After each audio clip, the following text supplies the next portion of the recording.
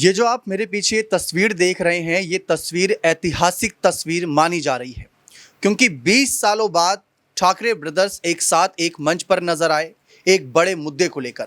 मराठी भाषा को लेकर जिस समय भारी बवाल देखने को मिल रहा है, इस बीच उद्धव ठाकरे और राज ठाकरे का एक साथ आना सभी के लिए हैरान करने वाला है। कयास काफ़ी दिनों से थे कि राज और उद्धव एक साथ नजर आएंगे, लेकिन अब वही कयास हकीकत में बदल गए हैं। राज उद्धव एक साथ आ चुके हैं। अब इनके एक साथ आने से किस किस पार्टी को कितना नुकसान होगा, ये भी समझने की आवश्यकता है।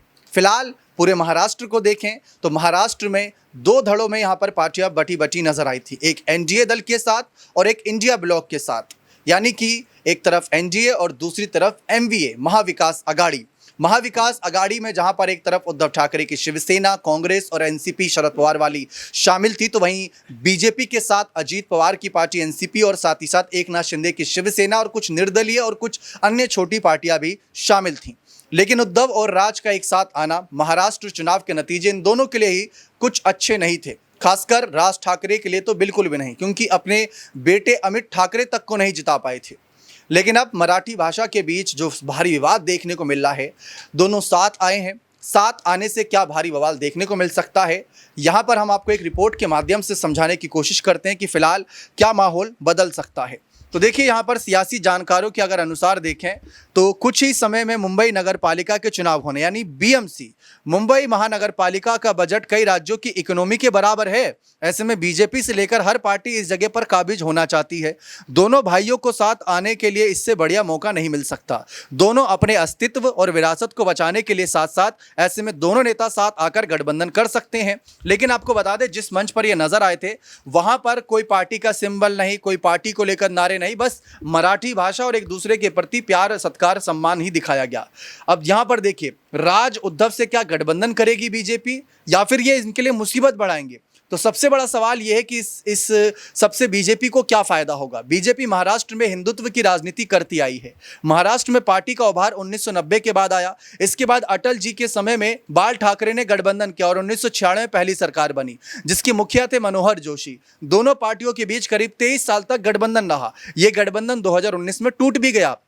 इसके बाद बीजेपी और ज्यादा मजबूत हो गई। अब प्रदेश में छोटे भाई का रोल निभा रही बीजेपी पहली बार बड़े भाई की भूमिका में नजर आई है। पार्टी ने 2024 के चुनाव में 132 सीटों पर जीत दर्ज करी, जो कि महाराष्ट्र के राजनीतिक इतिहास में उसका यह सर्वश्रेष्ठ प्रदर्शन है। ऐसे में अब दोनों भाइयों की राजनीतिक ताकत बनते हैं तो ये बीजेपी के लिए भी खतरे की घंटी हो सकती है। देखिए, यही बात जो है मंच से राज ठाकरे ने भी कही कि जो काम बाला साहब ठाकरे नहीं कर पाए वो बीजेपी ने कर दिया। क्यों, आपको बताता हूं। हालांकि उद्धव और मराठी के मुद्दे पर दोनों पार्टियां हमेशा से एक साथ रही हैं।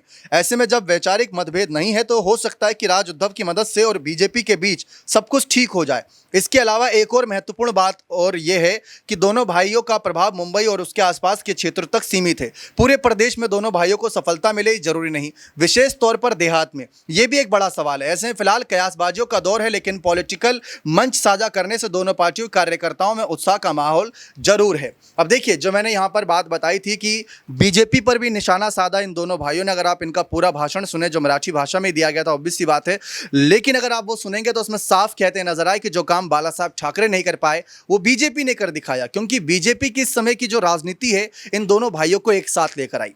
अब इन दोनों के एक साथ आने से और क्या सियासी माहौल बदलेगा राज्य में, बीजेपी के लिए कितनी संकट भरी स्थिति पैदा होगी, एकनाथ शिंदे के लिए कितनी चुनौती होगी।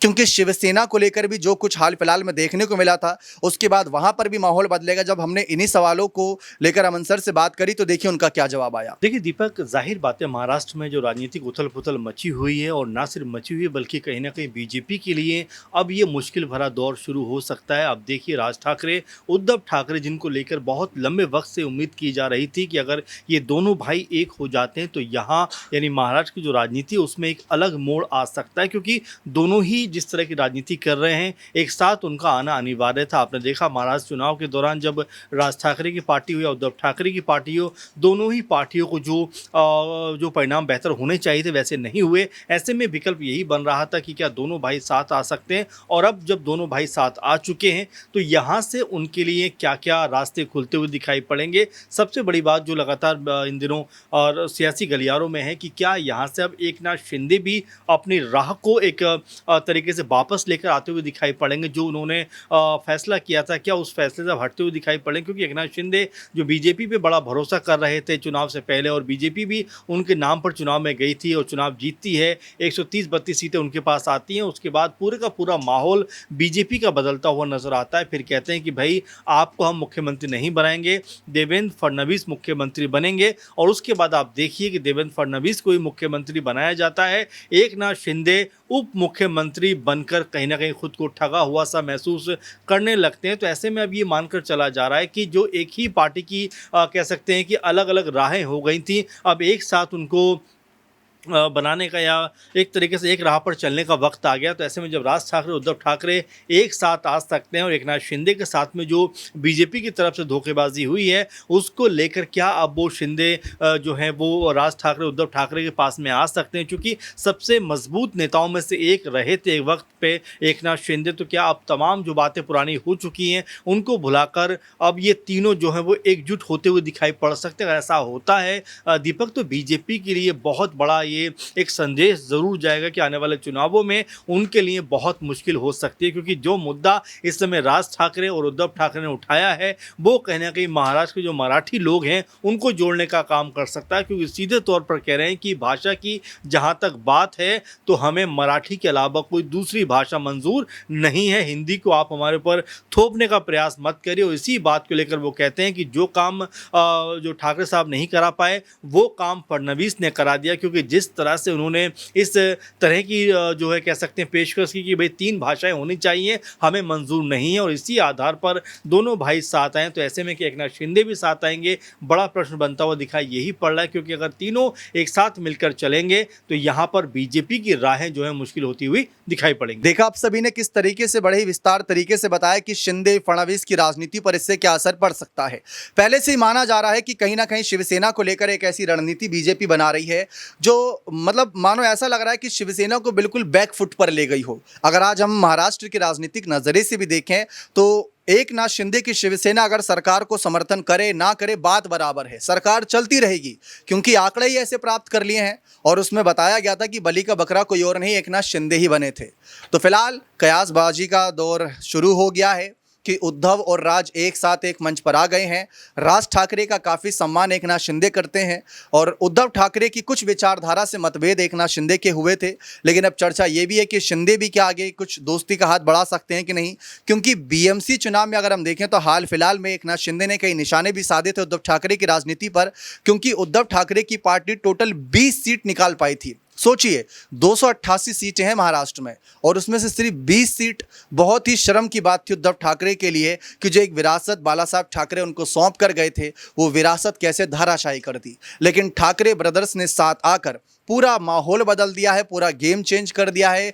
कहा जा रहा है कि इससे कहीं ना कहीं महाराष्ट्र की राजनीति में जो एक कहीं ना कहीं उनके कार्यकर्ता हैं जिनका जोश ठंडा पड़ रहा था बीजेपी की लगातार जीत से, वैसे लोकसभा चुनाव में इतने बुरे आंकड़े भी नहीं थे। अगर हम एमवीए के नज़रिए से देखें तो लोकसभा में काफ़ी अच्छे आंकड़े थे और खासकर उद्धव ठाकरे की पार्टी के तो ज़्यादा अच्छे आंकड़े थे, कांग्रेस के भी बेहतर थे। लेकिन उद्धव की शिवसेना को शायद इतना कहीं लग नहीं रहा था कि इतने आंकड़े निकाल पाएंगे। 9 सांसद उनके चुने जाएंगे, लेकिन 9 सांसद चुने गए। तो अब राज ठाकरे जो पहले से ही अस्तित्व की लड़ाई लड़ रहे हैं, उनकी पार्टी एमएनएस कोई चुनाव में इतनी महारत हासिल नहीं कर पाई है, अब एक साथ आए हैं। सबसे बड़ी बात जो मैंने आपको बताई, अगर आप ये पूरी तस्वीर देखें तो आपको दिखेगा कोई भी पार्टी का सिंबल नहीं है, कोई भी पार्टी के नारे नहीं थे।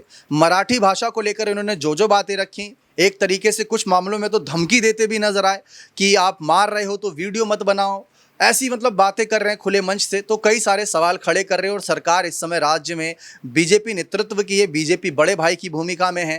राज और उद्धव के खिलाफ अब क्या अलगाव की स्थिति पैदा होगी ये देखना दिलचस्प रहेगा। क्या लगता है कि इनके एक साथ आने से क्या सचमुच बीजेपी को खतरा है, डर है कि कहीं ये कुर्सी ना हिला दे? क्योंकि इतिहास गवाह है कि जब एक साथ रहे हैं ठाकरे ब्रदर्स तो सत्ता में कैसे इनकी एक हमेशा से पकड़ रही है। बने रहे चैनल के साथ, बहुत बहुत शुक्रिया।